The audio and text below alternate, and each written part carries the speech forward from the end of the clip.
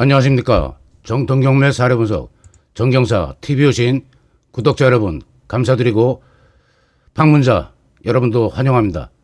현재 오늘 강의 대상 물건 주변 로드뷰를 살펴보고 있습니다. 어차피 나중에 뭐 현장 가셔갖고 자세하게 살피셔야 되겠지만은 대충 분위기를 보여드리는 겁니다.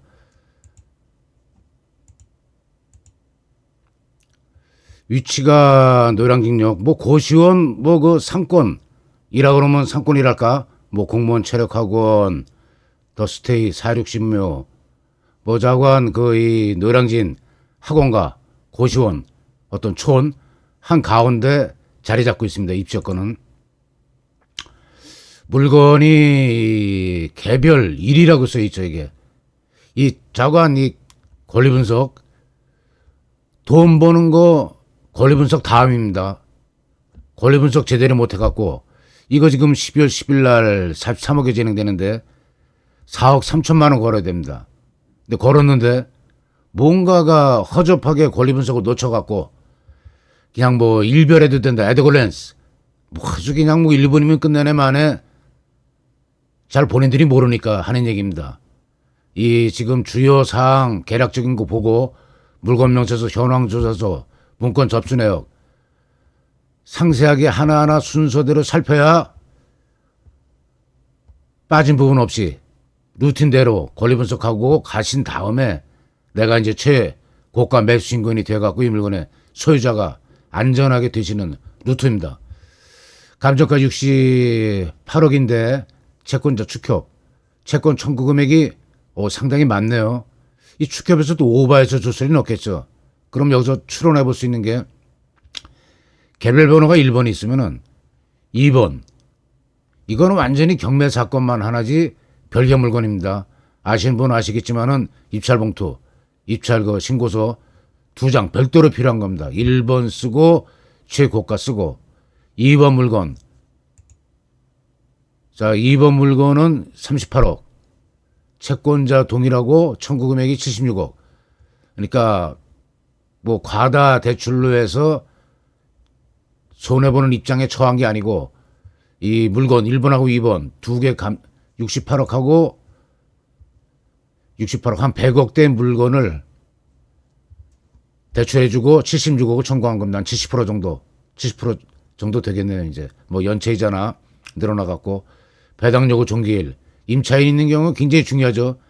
배당요구 종기일까지 배당 신청 안 해갖고 당연히 확정일자 선순위 그 다음에 전입 우선 대항력 우선 변제권 구비되고 배당 신청까지 했다 해갖고 종기일하고 비교 안 해 봐갖고 결과는 돈을 배당에서 배당 못 받는 선순위 임차인 돈은 입찰자가 물어줘야 된다 경우에 해당돼 갖고 재경매 이 4억 3천만 원 날리는 경우가 많습니다.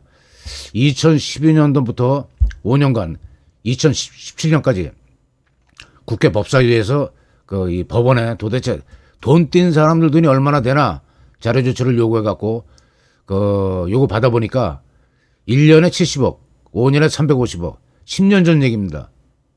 그러면은 1년에 100억은 근접하지 않았겠습니까? 그런 주인공 상상하기도 싫으시죠. 하나하나 조금 지루하시더라도 이 강의 영상 들어오셨으면은 뭐 재미나 흥미보다는 진지하게 내가 내 권리 철저하게 분석하고 자산 증식으로 가기 위한 발걸음을 뛰는 진지한 마음으로 영상 진행되는 대로 한번 배워보시기 바랍니다. 배당주 종기 그런 의미가 있고 건물 면적, 토지 면적 130평 지분 경매 아니고 채무자, 소유자 동일하고 제시외 건물이라는 건 권리외하고 대비되는 개념이죠. 권리외는 안 넘어옵니다. 제시외는 따라 넘어 들어옵니다. 그리고 김군이라는 분이 법인 하프의 대표자 이 물건 아까 보신 대로 물건 개별 물건 번호 2번은 완전히 별개라는 거. 그러니까 이 최저 입찰가에 기준해 갖고 별개 봉투 별개 입찰서를 작성하시고 자기 압수표도 따로 찾으셔야 됩니다. 잘못하면 반환되든지 반환되면 다행이죠. 혹시 또 까다로운 어떤 그 집행 집달관에 의해서 몰수 처분을 상상하기는 어려운데 뭐 자관 실수를 안 하는 게 될 수 있으면 낫죠. 이거는 토지 100평. 뭐 자관 노량진 상권에서 대지 면적이 이렇게 적은 면적이 아닙니다. 이런 물건은 이따 나중에 이제 그 입찰가 분석 한번 살펴보겠습니다.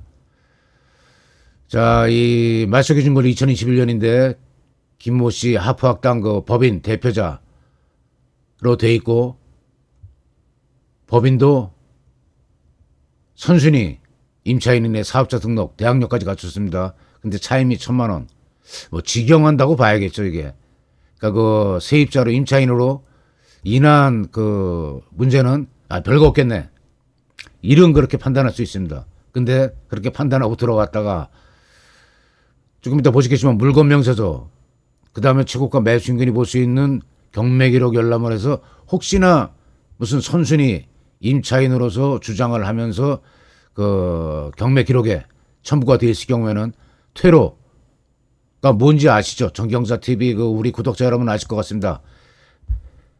매각기일 일주일 후 매각 결정 기일 12월 10일 날 경매 기일이면은 12월 17일 그날로부터 또 일주일 지난 매각 결정이 확정이 되는 겁니다. 근데 그 17일까지 경매 매각 불허가 신청을 낼 수가 있습니다. 제일 인용 가능성이 높습니다. 그 근거는 물건 명세서에서 찾으셔야 됩니다. 물건 명세서 이제 그 순서대로 보겠습니다. 여기 지금 농협자산관리 채권이 있고 뭐 추가 후순위 건전권자 있고 한데 이런 물건은 지금 두 개 앞에서 제가 보기에는 정상 매매하기 위한 소유자 채무자로서 가진 노력을 다 하고 있다고 생각이 이런 판단이 됩니다. 이따 보시겠습니다. 문건 접수내역에서 이해관계인이 어떤 움직임이 있는지 나타나게 되어 있습니다. 현황 조사서 그 법원 직원이 개시 결정 떨어진 일주일 정도 2주일 사이에 그 현장 가서 쭉 보고 그 현황 점유자 현황을 조사한 대로 목격하고 그다음에 뭐 전입세대 있으면 전입세대 그 확보할 수 있는 서류를 기록한 문서입니다. 물건 명세서는 권리 변동 사항까지 기록이 됩니다. 그리고 주의 문구가 있습니다. 선순위 임차인의 경우에 그 배당금에서 배당이 안 될 경우에는 매수인에게 인수됨을 주의하시기 바랍니다. 이렇게 써놨습니다. 나는 법원에서 당신들한테 얘기를 했다 이겁니다. 근데 이거를 가볍게 생각을 하고 입찰을 받는데 아니 선수인이 임차인이 권리 분석이 어떤 소홀한 그런 과정을 거쳐갖고 배당금에서 배당이 안 되고 매수하게 인수하게 될 경우에 포기하게 되는 경우가 또 비일비재하게 많습니다. 아까 말씀드린 대로 재경매 들어가는 경우 중에 대표적인 경우입니다. 그리고 돈을 냈으면은 말소주의에서 등기부등본이 깨끗한 상태에서 넘어와야 되는데 뭐 가등기가 살아있다든지 약정 지상권이 살아있다든지 하면은 온전한 물건 사신 게 아니죠. 그럼 감가 요인 내지 경매 대상에서 배제를 해야 되는 대상으로 분류가 되는 그런 판단해 볼 수 있는 서류가 물건 명세서입니다. 자, 아까 말씀드린 대로 우리가 역지사지 소유자 채무자가 됐을 경우에 그냥 경매 개시가 떨어졌다고 손을 놔야 되느냐? 아닙니다. 입찰자가 매각 결정이 확정되고 확정된 날로부터 한 달 기한으로 대금 납부 기한을 정해줘 갖고 바로 뭐 그 다음날 14일은 최소한 시간이 있습니다. 바로 일시불 자금이 준비가 돼 있다 하더라도 매각 결정일부터 일주일 뒤 경매 기일로부터 14일 뒤 14일 동안은 안전하게 소유자 채무자가 정상적으로 최고가 매수인 동의 없이 경매 취소할 수 있는 임의 경매는 개시 결정에 대한 이의신청 강제 경매는 청구 이의 소 그냥 가볍게 알고 가벼운 대상으로 이 경매 교육 영상 만드는 인적 자원도 많은데 그 뭐 동의가 필요하다 그러는데 뭐 최고가 매수 인근이 되면은 끝난 거죠 뭐. 절대 아닙니다. 소유자 채무자는 대금 납부 기한 최소한 14일 경매 기일로부터 또 14일로부터 한 달 내에 내게 돼 있으니까 그 내기 전일까지 채무를 완전 변제하고 경매를 끌 수 있는 절차가 아까 말씀드린 대로 개시 결정에 대한 이의신청 청구 이의소 두 가지가 강제경매 임의경매 양쪽에 다 있습니다. 자, 이게 보면은 부적법 송달에 대한 의견서 뭐 이 송달 관계까지 이 소유자가 의견서를 제출할 정도로 어쨌든 그 미련이 많은 겁니다. 이 물건에. 그리고 경매 절차 진행에 관한 의견서 제출 의견서가 인용이 되든 안 되든 계속 내고 있는 겁니다. 그러면은 현재도 가진 노력을 다 하고 있다고 봐야 됩니다. 그러니까 아예 2번 유찰됐으니까 유찰도 안 된 물건을 뭐 한 30% 깎아달라고 그러면 욕먹기 딱 좋은 언행이죠. 아마 직접 대면해서 대화 나누기도 어려울 겁니다. 하지만 경매라는 게 장점은 낙찰이 되면은 거기서 손을 놓으면 그 시점부터 아무 일도 안 하면 아무 일도 안 생기는 겁니다. 정치권에서 유명한 말. 하지만은 경매에서 소유자 채무자는 계속 몸부림치게 돼 있습니다. 하지만 어쨌든 가격은 정해진 겁니다. 낙찰 가격. 그걸 기준선으로 해서 내가 칼자루인지 칼날 잡았는지 협상에 들어갈 수 있다는 얘기죠. 그게 장점입니다. 그리고 이런 물건 낙찰가는 이 유사 사례가 없다고 봐야 된다. 노량진동 뭐 60몇 프로 나와갖고 한 60몇 프로를 적용해서 제가 보는 사이트에서 예상 낙찰가를 43억으로 정해놨는데 이런 경우에 여러분 어쨌든 싸게 사는 거 아닙니까? 64%까지 떨어져서 뭐 70%에 사면은 30% 벌고 들어가는 겁니다. 싸게 사면은. 근데 벌고 들어가면 뭐합니까 또? 그 물건으로 부동산으로 수익하는 법이 있습니다. 평가에.